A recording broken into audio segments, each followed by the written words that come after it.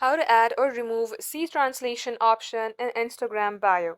Hey everybody, welcome back to our YouTube channel. Without any further delay, let us jump right into the process. Start by opening up your Instagram application and get logged into your account. Then go onto your profile from your bottom right corner. Now, in order to add or remove the C translation option, you have to first of all add something to your bio. To do that, tap on Edit Profile, then tap onto Bio.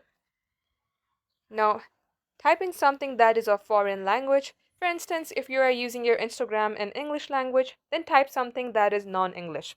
Once done, tap on the check icon. Go onto your profile, refresh your page, and under the text that you have added, your friends will see translation option. If you would like to remove it, tap on Edit Profile, go onto your bio, clear the text, then tap on Check. Just like so, this is how you can add or remove C translation option in your Instagram bio. Thank you for watching the video till the very end. If you have found this video to be helpful, then do like and subscribe.